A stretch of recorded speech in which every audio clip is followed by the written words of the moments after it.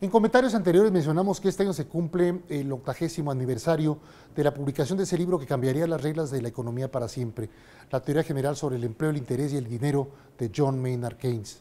Con este libro bien podemos decir que Keynes inventó la macroeconomía, es decir, la teoría de la producción como un todo.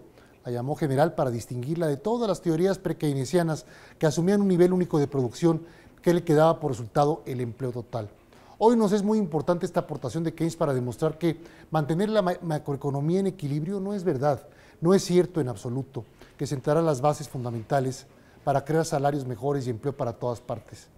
Es un muy buen bastón para el discurso político, pero pensar que en automático vendrá todo lo demás es vivir en un mundo de juguete. Es más, ya desde antes de Keynes los economistas ortodoxos consideraban que era muy malo mover el precio de la mano de obra porque sería inflacionario y provocaría desempleo.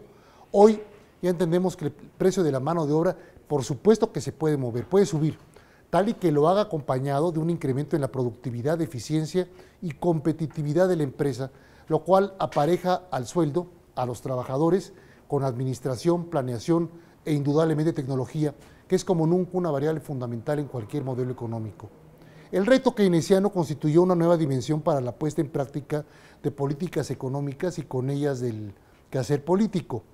Esa frasecita que es lo que más se conoce de Keynes: háganse agujeros en las calles para contratar obreros que los perforen y así pagarles, y luego volverles a pagar a ellos para tapar los agujeros, ya no funciona, sino para aumentar el déficit del gasto público en un esfuerzo artificial e inútil por crear empleos. Según Keynes, en última instancia, así puede gastar el gobierno cuando no alcanza el gasto privado para crear empleos. Según el keynesianismo, sí, en efecto son empleos improductivos, pero se mantiene la capacidad de consumo que terminará por reactivar a las empresas en épocas de recortes de mercados o de recesión económica. Hemos visto que el gasto público excesivo genera déficits públicos gigantescos, aparejados con desorden y montos crecientes de corrupción, bien sea federal, estatal o municipal, aquí y en China. Ahora bien, el gasto público bien manejado es fundamental para disminuir las diferencias entre los ciudadanos mejor capacitados y los peor capacitados, que por lo general entran en círculos de pobreza y se alejan rápidamente del progreso alcanzado por una clase media, sí, cada vez más delgada, más débil, más pequeña en comparación con el crecimiento poblacional de cualquier país. Keynes nunca se imaginó la influencia de la tecnología y la velocidad de evolución de las tecnologías dentro de la economía, ni mucho menos la relación directa de las mismas tecnologías con la evolución mental y aún física de los seres humanos, como ahora lo somos testigos con las nuevas generaciones. Lo anterior mete en problemas graves a cualquier sociedad, sobre todo aquellas como la nuestra, que se encuentran en puntos de inflexión fundamentales para convertirse en país desarrollado en los próximos 25 años o caer en un subdesarrollo gravísimo que verá cada vez más lejana la capacidad de innovar en su vocabulario. Si en 1950 o 1960 el término central era producir, ensamblar con rapidez y eficiencia, al siglo XXI ese término ha cambiado por innovar, creatividad, eficiencia, productividad, capacidad de competencia global y adaptación rápida a los cambios en los gustos y preferencias de muchas diferentes generaciones que demandan y se desplazan por dimensiones económicas también múltiples. Un ejemplo: ya no son tan rentables las telecomunicaciones por canales de cobre, pero persiste un grupo generacional que quiere operar con teléfonos de línea de cobre. Al mismo tiempo se le tiene que dar servicio mejor, más abierto, más barato, más competitivo a las nuevas generaciones demandantes de telefonía celular inteligente, más amplia, con espectros de velocidad, oportunidades de trabajo y entretenimiento mayores. Lo mismo ocurre en la televisión abierta, televisión de paga y la televisión en línea, como los sitios tipo Netflix. Otro caso claro: los alimentos de restaurantes tipo chatarra estadounidense pierden terreno porque las nuevas generaciones se resisten a que sus hijos coman en ellos. Han cambiado sensiblemente los gustos y preferencias de los consumidores generacionales. El mismo razonamiento anterior obliga a cadenas de supermercados a concentrarse en el centro natural de su negocio y deshacerse de subsidiarias que ahora les restan fuerza corporativa, como restaurantes, tiendas departamentales, en fin. Esto se da a nivel no local nada más, a nivel mundial. Mientras que todo esto lo absorben los mercados neoliberales, Keynes está presente en México, porque se requiere un gobierno todavía paternal con cerca de 17 millones de mexicanos que dependen de él para comer, para la salud, para medio aprender a leer. Pero como sociedad debemos preguntarnos seriamente si lo que el gobierno hace por esos 17 millones de conciudadanos es suficiente para que puedan competir en los próximos años en un mundo tecnológico cada vez más sofisticado. Y si ellos no salen, van a crear resistencias para que el resto de la sociedad tampoco pueda solidificarse como una sociedad desarrollada. Ya no es hablar de equilibrios macroeconómicos con empleo total o con subempleo. Es preparar a todo un mundo para competir en mercados sofisticados o quedarnos en la selva del subdesarrollo. Lo que demuestra Keynes es que puede haber equilibrio con subempleo, que según su nivel puede provocar que una sociedad sea más desgraciada, más desafortunada que la otra. La teoría general de Keynes es hasta el día de hoy popular en los libros de texto y resulta ser de gran importancia para la teoría macroeconómica. Aún aquellos que insisten en que las economías de mercado gravitan por sí mismas hacia el pleno empleo, se ven forzados a argumentar su postura dentro del marco que creó Keynes. Si como en 2008 dijo el premio Nobel 1995 en economía Robert Lucas, ciertamente todo mundo es keynesiano en alguna parte de su corazón, con toda la grandeza de la teoría general de ocupación de Keynes no puede aplicarse hoy por hoy a rajatabla. La crisis global de 2008 más que confirma lo anterior. Al final de los años 60 y principios de los 70 del siglo pasado, nada ni nadie, con Keynes ni sin Keynes, pudo evitar los problemas mundiales inflacionarios y riesgo de alto desempleo.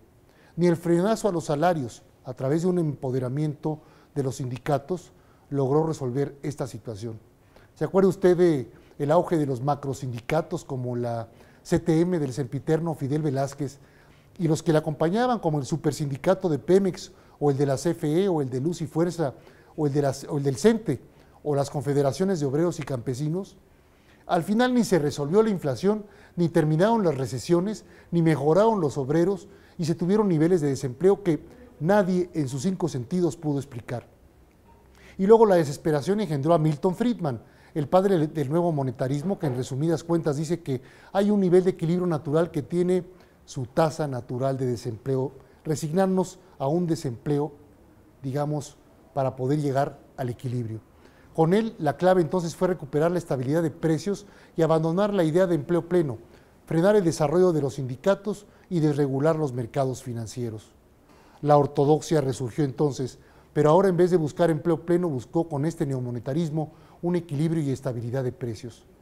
Mantener las variables financieras macroeconómicas estables para que casi en automático lo micro se desarrollara. Y vámonos para surcar las monstruosas aguas con icebergs del 2008, 2009, 2010 y seguimos en el 2016 con incertidumbres. Pero para esto el gasto público tiene que meter la mano. Nada más que no siempre salen bien las cuentas y el sector público entra en una nueva etapa de casi recesión pública al no tener dinero para gastar, como lo que ocurre ahora en México. Tierra de esperanza y gloria, pero donde todos tenemos que esperar para ser grandes, mientras que el gobierno y unos cuantos se recuperan de las bacanales que otros se han despachado con el dinero que debió destinarse a otros propósitos.